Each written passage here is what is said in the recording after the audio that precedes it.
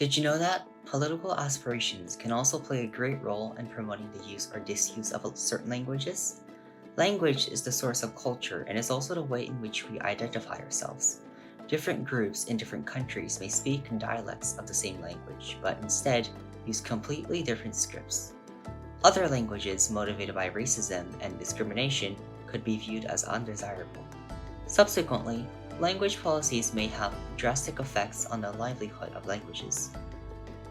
The rise to prominence of certain languages is also determined by a country's respective power on a global scene. It's not just which language is easier to learn or has more cultural significance. The politics of languages is at play. Hi everyone, welcome back to episode 3 of the videocast series at LinguaDiscovery. My name is Josh, and today we shall explore the politics of language. Vancouver, a vibrant hub on the west coast of Canada, is home to people from all sorts of backgrounds. If you are familiar with the city, then your first impression of it would be that it is a popular destination for immigrants. But did you know that Vancouver, along with other major cities throughout Canada and the United States, is situated on Indigenous land? The Greater Vancouver region is actually situated on the traditional and unceded territory of the First Peoples of the Hunkaminam language group. How many people speak this language today, you ask me? No existing fluent speakers remain due to colonization. Like the situation that many other Indigenous or Native American languages are currently facing, Hunkaminam has been detrimentally impacted by governmental policies. As far back as after 1880, the Canadian government established residential schools, which were Christian institutions designed to assimilate Indigenous children into mainstream Euro-Canadian culture. Priests attended to, and I quote, "kill the Indian in the child." So what was the best way to do so? To force children at a very young age to speak only English or French and prohibit the usage of their native languages. Punishments included brutal beatings and sexual assault. As a result, when the children grew up, after having survived the horrible experience, and returned to their families, many had forgotten their native tongues, drastically impeding the continuity of Indigenous languages. An example of how governmental policies promoted assimilation, political motivations played a major role behind decreasing language heterogeneity within Canadian society today. How many languages are there in the world? Estimates range anywhere from 6,000 to over 7,000. Then, how many countries are there in the world? There certainly does not exist 6,000 countries.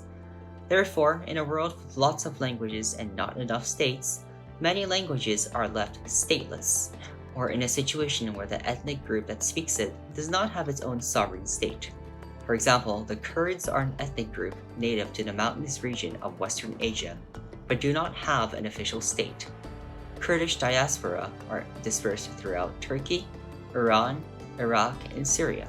They are effectively a minority in all of the above states, but strong nationalist ideals have prompted many to actively seek the establishment of an independent Kurdish state. As such, violent movements such as protests, rebellions, and numerous armed conflicts have occurred throughout the region. Similar situations exist with the Tibetans and Uyghurs in China, the Ainu and the Ryukyuans in Japan, or the Yoruba in Nigeria. Ethnic minorities have always made tremendous struggles in resisting mainstream cultural domination and keeping their own unique identities. In the UK, ongoing political tensions between the English, Irish, Welsh, and Scottish have been a major concern for unrest in recent decades. Fueled by strong nationalist ideologies, Northern Ireland, Wales, and Scotland have all expressed to some degree the desire to leave the United Kingdom and become sovereign states. Part of this narrative lies in the fact that the languages in all of these areas have been subjugated to the dominant English language for centuries and may be on the path to extinction if no actions are taken. Linguistic differences between two widely spoken languages can also lead to conflict. For example, the Quebec sovereignty movement in Canada has been going on for decades now, as predominantly French-speaking Quebec believes that it'll be better off by itself if it forms its own country. Tensions between the rest of Canada, which is predominantly English-speaking, and French-speaking Quebec have led to multiple referendums regarding this political issue. Going back to East Asia, An interesting phenomenon lies in the spread of the Chinese writing system. Both heavily influenced by the Chinese language and cultural customs, as they were in the Sinosphere, Japan and Korea differ greatly today in their view towards Chinese characters. The Japanese developed their own syllabaries called hiragana and katakana and used them alongside kanji. Though some officials argued for the complete abolition of kanji, that did not stick around, especially since Japanese has way too many homophones, though with different intonations.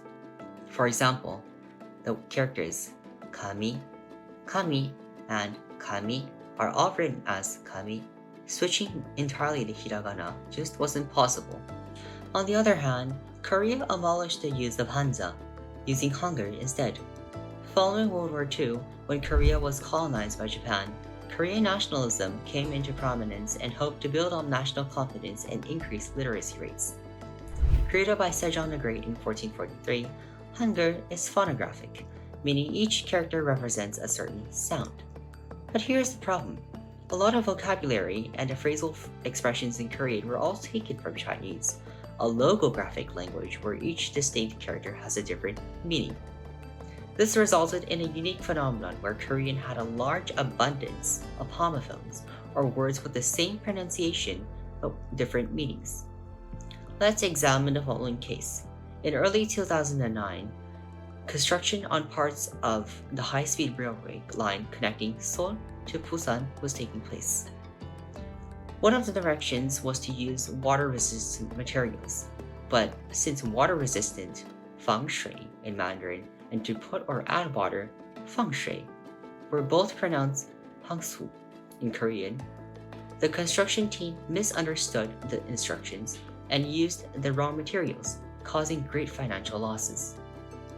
Political motivations can surely be a factor behind the use of certain writing systems, but other implications, such as the one presented in the case earlier, need to be considered.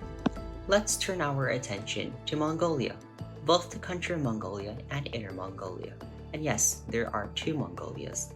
The country of Mongolia is a sovereign state located in East Asia between Russia and China, while Inner Mongolia is an autonomous region within China. Mongolian is the official language of both regions, but they use different scripts.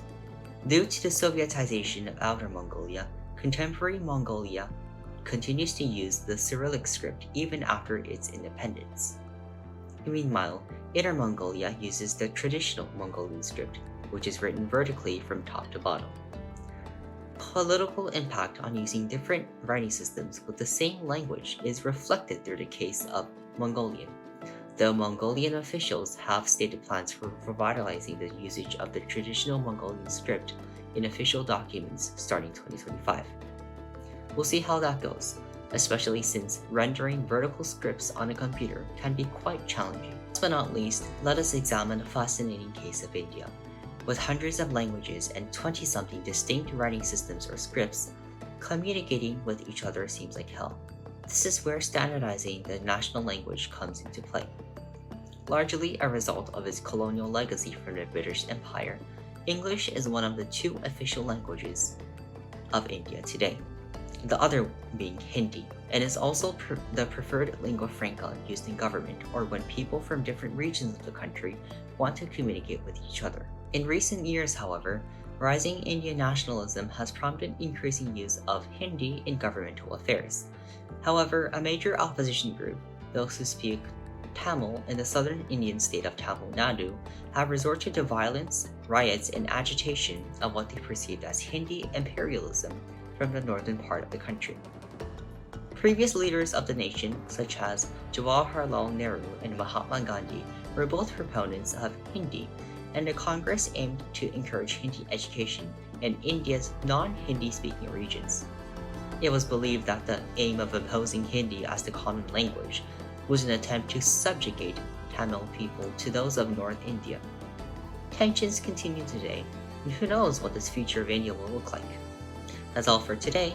Thanks for watching this video. Feel free to leave a comment below if you are interested, and I hope to see you next time at LinguaDiscovery.